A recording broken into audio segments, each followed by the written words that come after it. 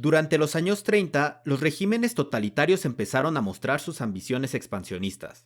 Japón con la invasión de Manchuria en 1931 e Italia con la invasión de Etiopía en 1935. La Alemania nazi de Hitler no se quedaría atrás y serían sus acciones e ideología las que desencadenarían la Segunda Guerra Mundial. En 1936, Hitler ordenó la ocupación militar de Renania, zona que el Tratado de Versalles había establecido como región desmilitarizada en la frontera alemana con Francia. Para evitar mayores conflictos, los franceses e ingleses no tomaron acciones en contra de este hecho, lo que se conoció como la política de apaciguamiento. Con este precedente, en 1938 Alemania anexó Austria sin oposición y mostró sus intenciones de anexar la región de los Sudetes, que pertenecía a Checoslovaquia, con el argumento de que gran parte de su población era de origen alemán. Ante esta crisis, el primer ministro británico Neville Chamberlain y el francés Édouard Daladier se reunieron con Hitler y Mussolini en Múnich y pactaron que la Alemania nazi podría ocupar los Sudetes, pero que con ello terminarían sus ambiciones expansionistas. Poco duró el acuerdo, pues meses después Alemania continuó con la ocupación de más territorios de Checoslovaquia. En ese momento, el plan de Hitler se centró en Polonia para continuar con la expansión del Lebensraum, el espacio vital, aunque usaba como excusa el conflicto por el corredor polaco y la situación en Danzig.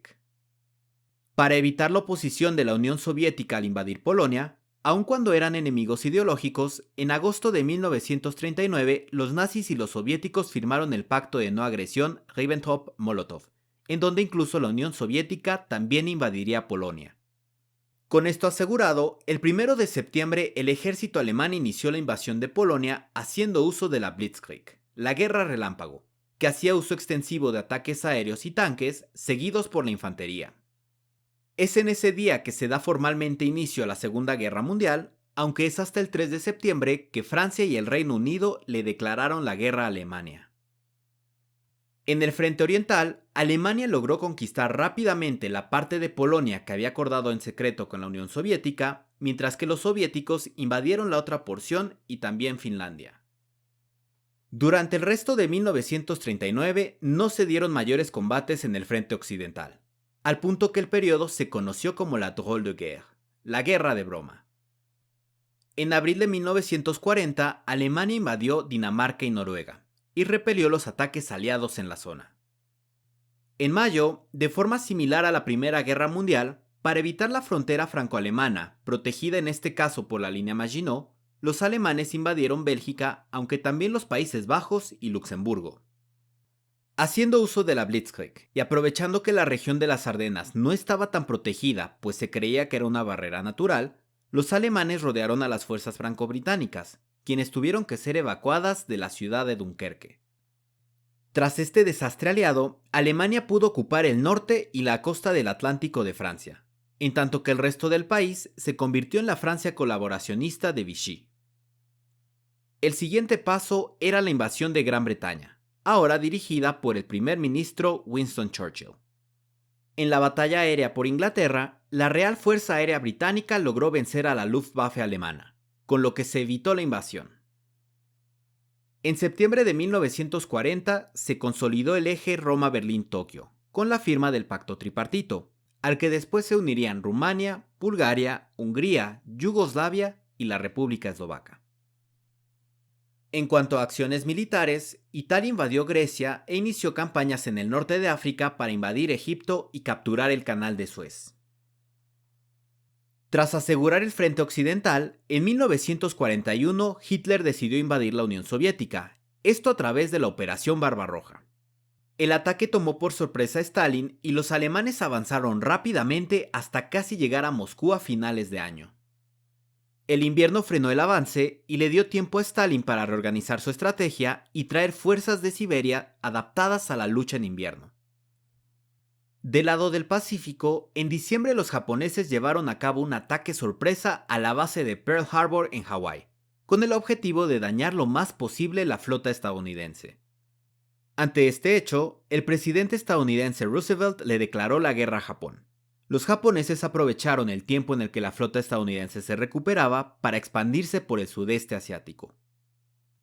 En 1942, Hitler enfocó su avance en el frente oriental en la región del Cáucaso, y desde agosto, en especial en la ciudad de Stalingrado, lo que llevaría a la batalla más sangrienta de la historia que se extendió hasta el invierno.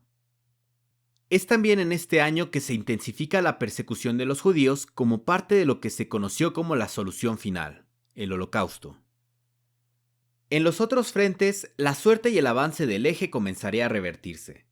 Los japoneses perdieron parte importante de su flota, en especial de portaaviones, en la batalla de Midway, y en África los alemanes fueron vencidos en la batalla del Alamein.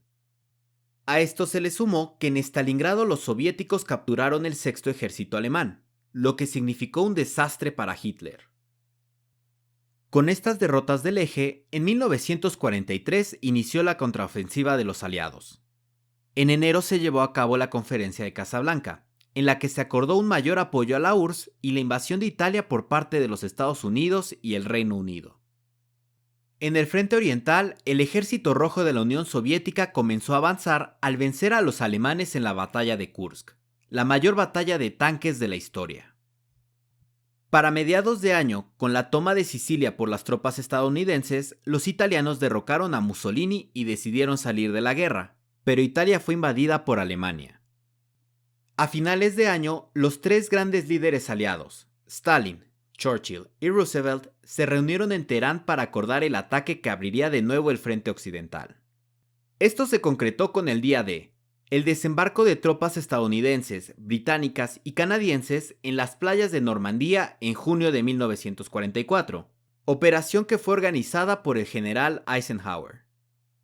Ya en suelo francés, las tropas aliadas lograron la liberación de París en agosto y continuaron el avance hacia Alemania, liberando Bélgica y los Países Bajos, e incluso tomando Aachen, Aquisgrán, una ciudad alemana en octubre. Mientras tanto, en el resto de los frentes como el italiano, el oriental o en el Pacífico, los aliados también continuaban su avance.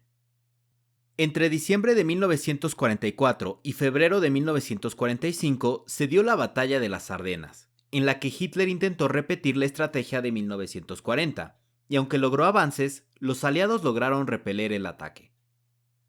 En enero de 1945, el Ejército Rojo ocupó Varsovia y liberó el campo de concentración más grande, Auschwitz. Ante la inminente caída de la Alemania nazi, en febrero los tres grandes se reunieron en la Conferencia de Yalta, en donde acordaron la desmilitarización, desnazificación y la división de Alemania en 4 zonas de ocupación al terminar la guerra: la zona soviética, estadounidense, británica y francesa. A finales de abril, con los aliados luchando contra lo que quedaba del ejército alemán, Mussolini fue fusilado por partisanos italianos, mientras que Hitler se suicidó en el búnker de la Cancillería en Berlín, ya con el ejército rojo a pocos cientos de metros. En mayo, Alemania se rindió y con ello la guerra en Europa terminó. Mientras tanto, la guerra continuaba en el Pacífico con derrotas para los japoneses como en la batalla de Iwo Jima. Para establecer el orden que seguiría la posguerra, en junio de 1945 se llevó a cabo la Conferencia de San Francisco que estableció las bases de la Organización de las Naciones Unidas. La ONU se creó finalmente en diciembre de ese año y buscaría resolver los conflictos y fomentar la cooperación entre las naciones. Otra conferencia importante que trató temas de la posguerra fue la Conferencia de Potsdam en julio de 1945, en donde nuevamente se reunieron los tres grandes.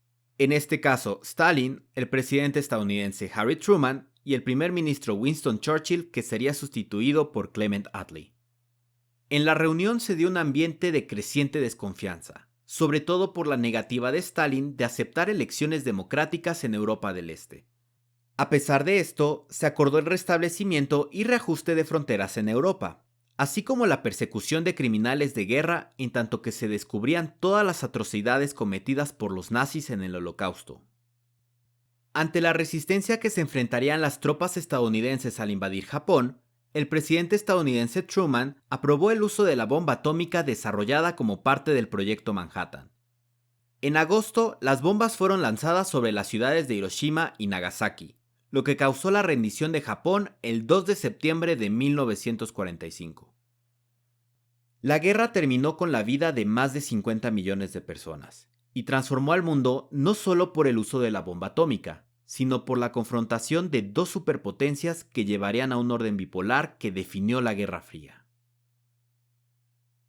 Espero que este video les haya gustado y nos vemos en el siguiente.